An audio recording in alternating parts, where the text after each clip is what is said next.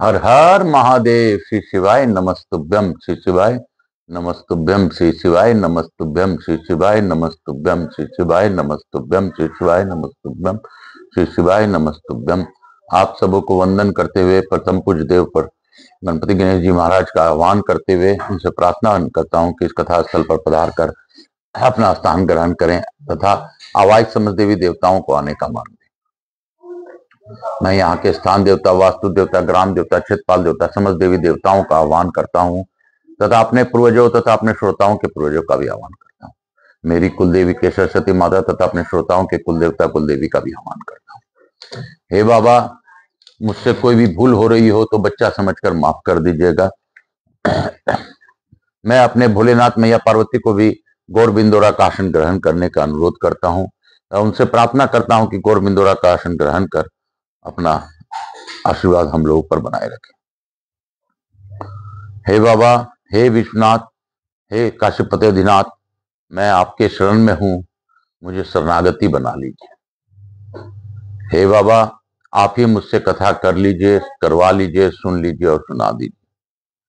स्कंद कुमार के स्कंद पुराण, कार्तिक कुमार के इस कार्तिक पुराण का जो फल है वो सभी को श्रवण का लाभ दीजिए और अखंड कृपा बनाए रखिए। मैं कार्तिक कुमार से भी अनुरोध करता हूं कि आप समस्त देवी देवताओं के साथ यहाँ विराजमान रहकर इस कथा का श्रवण करें और करवाएं। मैं आकाश रजगड़िया बंसल गोत्र उमा शंकर नारायण देवी कांता रजगड़े पुत्र सांवरिया बाबा आचार्य संगीत कृष्ण जी महाराज महामंडलेश्वर चतुर्थ संप्रदाय मेरे गुरु, मैं उनको प्रार्थना करते हुए उनका आशीर्वाद लेते हुए और इस कथा को गुरु आज्ञा के द्वारा शुरू करने के लिए आज्ञा चाहता हूँ। हे गुरुदेव, आप आज्ञा देकर इस कथा का श्रवण करते हुए हम लोगों पर ध्यान रखिए। मैं पंडित प्रदीप जी मिश्रा को भी बारंबार धन्यवाद देता हूँ कि उन्होंने प्रेरणा के कारण मैं इस कथा को कर पा रहा हूँ। हे बाबा, आपको जैसी इच्छा हो मुझ पर कृपा करें। श्री राम जय राम जय जय राम, प्रभु राम श्री राम जय जय राम, प्रभु राम श्री राम जय जय राम, प्रभु राम श्री राम जय जय राम। राम राम राम राम राम राम राम राम राम राम राम राम राम राम राम।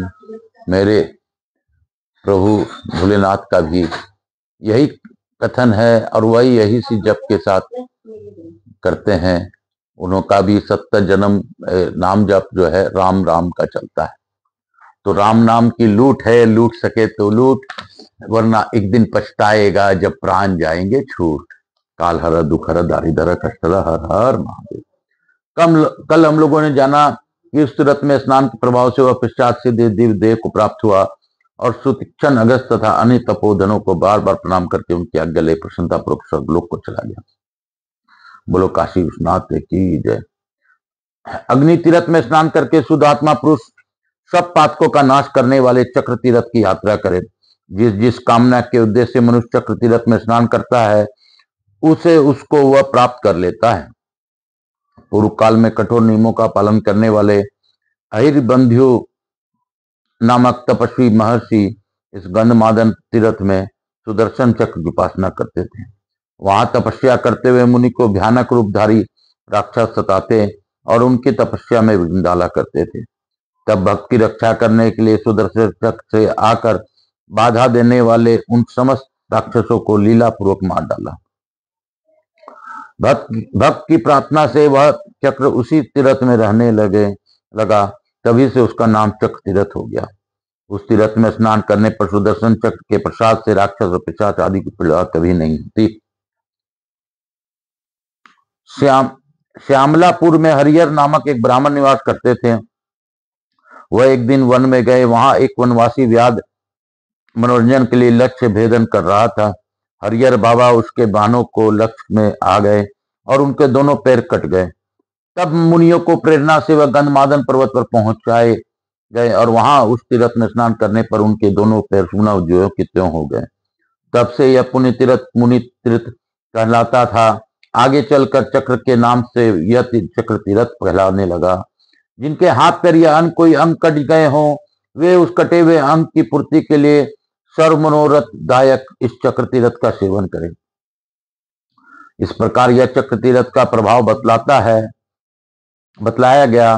चक्र तीर्थ में स्नान करके मनुष्य शिव तीर्थ को जाए, जहां स्नान करने से कोटि कोटि महापातक नष्ट हो जाते हैं। महापातकों के संसर्ग से होने वाले पाप भी उस क्षण दूर हो जाते हैं। शिव तीर्थ महान दुखों और नरक के क्लेशों का निवारण करने वाला है तथा स्वर्ग और मोक्ष को देने वाला है। शिव तीर्थ में स्नान करने के पश्चात अपने पाप समुदाय की शांति के लिए संघ तीर्थ की यात्रा करे। जिसने स्नान करने मात्र से कृतधन पुरुष भी पाप मुक्त हो जाता है। पूर्व काल में गंधमादन पर्वत पर शंख नामक मुनि निवास करते थे। वे एकाग्रचित हो भगवान विष्णु का ध्यान करते हुए तपस्या में संलग्न रहते थे। उन्होंने वहां स्नान करने के लिए उत्तम तीर्थ का निर्माण किया। शंख से निर्मित होने के कारण उसे शंख तीर्थ कहते हैं। उसमें स्नान करने से माता पिता और गुरु से द्रोह करने वाले पापी तो अन्य कृतधन भी मुक्त हो जाते हैं। इस कारण कृतधन मनुष्यों को इस तीर्थ का सेवन अवश्य करना चाहिए। जो माता पिता का पालन नहीं करता और गुरु दक्षिणा नहीं देता, वह कृतधनता को प्राप्त होता है। स्वयं ही चिंता में जल मरना उसका प्रायश्चित है, परंतु उस शंख तीर्थ में स्नान मात्र से ही उससे कृतधनता का भी प्रायश्चित हो जाता है। शंख तीर्थ में स्नान करके मनुष्य क्रमशः यमुना, गंगा और गया आदि तीर्थों को यात्रा करे। ये तीनों तीर्थ मनुष्य को महापातकों का नाश करने वाला परम पवित्र है और समस्त लोकों में प्रसिद्ध है। इनके द्वारा समस्त विघ्नों तथा रोगों का निवारण हो जाता है। ये तीर्थ अज्ञान का नाश और ज्ञान प्रदान करने वाला है। पूर्व काल में महाराजा जान श्रुति ने इन्हीं तीर्थों में स्नान करके दुष्ट रेक से उत्तम ज्ञान प्राप्त किया था। महर्षि रेक अब पहले गंधमादन पर्वत पर रहकर अत्यंत दुष्कर तपस्या करते थे। वे जन्म से ही पंगु थे, अतः गंधमादन पर्वत पर जो जो तीर्थ है वे उन्हीं की यात्रा करते थे। क्योंकि वे सब समीपवर्ती थे, पैदल न चल सकने कारण वे गाड़ी से ही उन तीर्थों में जाते थे। इसलिए गाड़ी वाले रेकवे के नाम से उनका प्रसिद्धि हुई। उन्होंने तपस्या से अपना शरीर सुखा डाला था। उनके शरीर में खाज हो गई थी, जिसे वे दिन रात खुजलाते रहते थे। फिर भी उन्होंने तपस्या नहीं छोड़ी। एक दिन उनके मन में ऐसा विचार हुआ कि मैं यमुना, गंगा और गया इन तीनों पवित्र तीर्थों में स्नान करूं, परंतु मैं तो जन्म से ही पंगु हूं, अतः मेरे लिए वहां का स्नान दुर्लभ है। गाड़ी से इतनी दूर की यात्रा नहीं की जा सकती, तब इस समय मैं क्या करूं? इस प्रकार तर्क वितर्क करते हुए महाबुद्धिमान रेकु ने तीनों तीर्थों में स्नान करने के संबंध में अपने कर्तव्य का निश्चय किया। उन्होंने सोचा, मेरे तपोबल दुर्शद्र एवं अशद्र हैं, उसी के द्वारा मैं यहाँ तीर्थों का आह्वान करूंगा।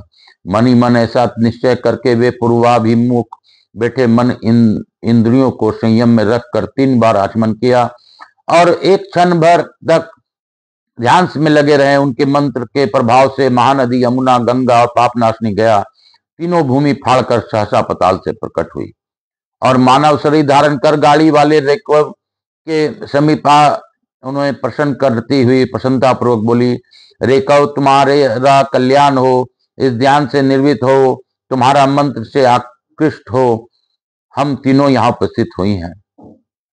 उनका यह वचन सुनकर महामुनि रेकव ध्यान में निर्वित हुए और उन्होंने अपने सामने उपस्थित देख तब उन्होंने उन तीनों का पूजन करके कहा, हे यमुने, हे देवी गंगे और हे पापनाशनी गए, तुम तीनों गंधमादन पर्वत पर वही निवास करो जहां भूमि फोड़कर यहाँ प्रकट हुई हो।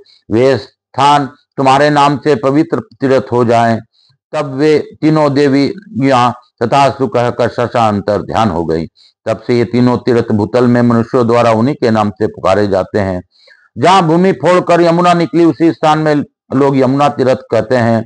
जहां पृथ्वी की छिद से साक्षात गंगा का प्रादुर्भाव हुआ वह स्थान लोक में पापनाशक गंगा तीर्थ के नाम से विख्यात हुआ। और जहां गया का प्रादुर्भाव हुआ वह भूमि विवर गया तीर्थ कहलाता है। इस प्रकार वे तीनों तीर्थ बड़े पवित्र हैं। जो मनुष्य उन उत्तम तीर्थों में स्नान करते हैं उनके अज्ञान का नाश और ज्ञान का उदय होता है। रेकव मुनि अपने मंत्र द्वारा आकर्षित किए हुए उन तीनों तीर्थों में स्नान करते हुए समय व्यतीत करने लगे। इसी समय महाराज जानश्रुति इस भूतल पर राज्य करते थे। वे राज ऋषि पुत्र के पौत्र थे और एकमात्र धर्म के आचरण में ही संलग्न रहते थे। याचकों को श्रद्धा पूर्वक अन्न आदि देते थे। अतः मुनि लोग उन्हें लोक में श्रद्धादय कहते थे। भूखे याचकों को तृप्ति के लिए उस अन्न धन संपन्न राजा के यहाँ नाना प्रकार के वचन कहे जाते थे। इसलिए सब याचकों ने उनका नाम बहुवाक्य रख दिया था। जनश्रुत के पुत्र महाबली जनश्रुति को अतिथि बहुत प्रिय थे। इसलिए वे बहुत दान करने के कारण बहुदायी के नाम से प्रसिद्ध हुए। नगरों में, राज्य में, गांवों और जंगलों में, चौराहे पर, नगर तथा सभी बड़े बड़े मार्गों में उनकी ओर से खाने पीने की बहुत सामग्री प्रस्तुत रहती थी। अतिथियों की तृप्ति के लिए वे अन्न, पान, दाल, साग और आदि उत्तम भोजन की व्यवस्था रखते थे। उस पौत्रायन राजा के गुणों से महाभाग देव ऋषि बहुत संतुष्ट हुए। उन सबके मन में राजा के ऊपर कृपा करने की इच्छा हुई। एक दिन राजा जानश्रुति गर्मी की रात में अपने महल के भीतर खिड़की के पास सो रहे थे। उस समय देव ऋषिगण हंस का स्वरूप धारण करके उस पंक्ति में आकाश मार्ग से उड़ते हुए आए और राजा के ऊपर आकर जाने लगे। उस समय बड़े वेग से उड़ते हुए एक हंस ने आगे जाने वाले हंस को संबोधित करके राजा को सुनाते हुए उपहास पूर्वक कहा, भलाक, अरे ओ भलाक, क्या आगे आगे जाता हुआ तू अंधों की नाई देखता नहीं है कि आगे पूजने राजा जानश्रुति विराजमान है। यदि तू उन राजा ऋषि को लांग कर ऊपर जाएगा तो उनका तेज इस समय तुझे जलाकर भस्म कर डालेगा। ऐसा कहते हुए उसे हंस को आगे जाने वाले हंस ने उत्तर दिया, ओह तुम तो बड़े ज्ञानी हो, विद्वानों के द्वारा भी प्रशंसनीय हो, तथापि इस तुच्छ मनुष्य की इतनी प्रशंसा क्यों करते हो? यह धर्मों के रहस्य को नहीं जानता, जैसा कि ब्राह्मणों में श्रेष्ठ गाड़ी वाले रेकव मुनि जानते हैं। इस राजा का तेज उनके समान नहीं है। रेकव की पुण्य राशियों की इयता संख्या नहीं हो सकती। पृथ्वी के धूलि कण गिने जा सकते हैं, आकाश के नक्षत्र में गणना में आ सकते हैं, परंतु रेकव मुनि के महामेरु सदृश पुण्य पूजों की गणना नहीं की जा सकती। राजा जानश्रुति में तो वैसा धर्म ही नहीं है, फिर वह ज्ञान वैभव कहाँ से हो सकता है? अतः इस तुच्छ मनुष्य की चर्चा छोड़कर उसी गाड़े वाले रेकव मुनि की प्रशंसा करो। उन्होंने जन्म से पंगु होकर भी स्नान करने की इच्छा से मंत्र द्वारा यमुना, गंगा और गया को भी अपने आश्रम के समीप बुला लिया है। आगे जाने वाला हंस जब ऐसा कहकर चुप हो गया तब वे हंस रूपनी देव ऋषि पुनः ब्रह्मलोक को चले गए। तदनंतर पौत्रायन राजा ज्ञानश्रुति रेकव मुनि को उन्नति की चरम सीमा पर पहुंचते हुए सुनकर बहुत उदास हो गए और बारंबार लंबी सांस खींचते हुए विचार करने लगे। उस हंस ने रेकव को ऊंचा बतलाते हुए मुझे तुच्छ बत कहा था। अहो रेकव की कैसी महिमा है! अब मैं संसार तथा समुचे राज को छोड़कर गाड़ी वाले महात्मा रेकव की शरण में जाता हूँ। वे कृपा निधान मुनि अपनी शरण में आए हुए मुझे अपना कर आत्मज्ञान का उपदेश देंगे। रात्रि बीतने पर महाराज जानश्रुति ने सारथी को बुलाकर कहा, सुत, तुम तीव्रगामी रथ पर आरूढ़ हो शीघ्र ही जाओ और महर्षियों के आश्रम पवित्र कर बनो। एकांत प्रदेशों में सत्पुरुषों के निवास स्थानों, तीर्थों, नदी तटों तथा अन्य स्थानों को जहां मुनिवर लोग रहते हैं, योगीश्वर रेकव का पता लगाओ। वे जन्म से पंगु हैं, गाड़ी पर बैठे रहते हैं, सब धर्मों के एकमात्र आश्रय हैं और ब्रह्म ज्ञान निधि हैं। मेरी प्रशंसा के लिए उनका शीघ्र अन्वेषण करके पुनः मेरे पास लौटाओ। बहुत अच्छा कहकर सारथी वेगवान रथ पर बैठकर नगर से बाहर निकला। उसने ब्रह्म ज्ञानी रेकव मुनि को सर्वत्र खोज की। अनेकों स्थानों में ढूंढने के पश्चात वह क्रमशः महर्षियों से भरे हुए गंधमादन पर्वत पर गया। वहां खोजते खोजते उसने मुनीश्वर रेकव को देखा, जो गाड़ी पर बैठकर अपनी खाज खुजला रहे थे। वे कला रहित उद्यत ब्रह्मा के चिंतन में संलग्न थे। गाड़ी सहित उस महामुनि को देखकर साथी ने पहचान लिया कि यही रेकव हैं। तब उनके पास जाकर उन्हें प्रणाम किया और उनके समीप बैठकर विनय पूर्वक पूछा, ब्राह्मण, क्या आप ही गाड़ी वाले रेकव नाम से विख्यात हैं? मुनि बोले, हाँ, मैं ही हूँ, गाड़ी वाला रेकव हूँ। मुनि का यह वचन सुनकर सारथी गंधमादन पर्वत से लौटा और राजा के पास पहुंचकर उसने सब समाचार निवेदन किया। तब राजा जानश्रुति 600 गायें, गोवें, धन और वर्ण मुद्राओं का भार और खचड़ियों से जुटा हुआ रथ अपने साथ लेकर शीतता पूर्वक रेकव मुनि के समीप चले। वहां पहुंचकर राजा ने रेकव से कहा, भगवान, मेरी दी हुई ये सब वस्तुएं स्वीकार कीजिए। इन सब को लेकर मेरे लिए अद्वैत ब्रह्म ज्ञान का उपदेश कीजिए। तब गाड़ी वाले रेकव राजा जानश्रुति को इस प्रकार उत्तर दिया, राजन, ये गोएं, यह सोने का भार और यह रथ सब तुम्हारे ही पास रहे। मैं तो बहुत कल्पों तक जीवित रहने वाला हूँ। इस धन के द्वारा मेरा कौन सा लाभ होगा? रेकव का यह वचन सुनकर जानश्रुति ने कहा, ब्राह्मण, आपके द्वारा उपदेश किए जाने वाले ब्रह्म ज्ञान का मूल्य नहीं है। आप ये गायें, धन और रथ ग्रहण करें या न करें, किंतु मुझे निष्फल अद्वैत ब्रह्म ज्ञान का उपदेश अवश्य दें। रेकव बोले, जिनकी संसार में वैराग हो, जिसके पुण्य पाप रूप प्रारब्ध का विनाश हो जाए, वही ज्ञान के उपदेश का भागी है। यद्यपि तुम्हारे संसार से वैराग हो गया है, तथापि अभी तुम्हारे पाप पुण्य पापों का विनाश नहीं हुआ है। यहाँ पर 3 पवित्र तीर्थ हैं जो समस्त मनोवांछित फलों को देने वाला है। उनके नाम है यमुना तीर्थ, गंगा तीर्थ और गया तीर्थ। इन तीनों में तुम सिद्ध स्नान करो, तुम इसमें से तुम्हारे सब प्रारब्ध कर्मों का क्षय हो जाएगा और अंतकरण शुद्ध होगा। तब मैं तुम्हें को ज्ञान का उपदेश करूंगा। रेकव मुनि से के ऐसा कहने पर राजा के नेत्र हर्ष से खिल उठे। उन्होंने सिद्धापूर्वक तीनों तीर्थों में स्नान किया। उस स्नान मात्र से उनका चित्त शुद्ध हो गया। तब वे अपने गुरु रेकव मुनि के पास गए। रेकव ने जानश्रुति को कृपा पूर्वक ज्ञान का उपदेश दिया। उपदेश प्राप्त होने पर राजा अबाधित अनुभव से संपन्न हो योगी रेकव के प्रसाद से ब्रह्म भाव को प्राप्त हो गए। बोलो शंकर भगवान की जय, बोलो काशी विश्वनाथ की जय, शिव काशी काशी शिव काशी मोक्ष नगरी काशी की जय।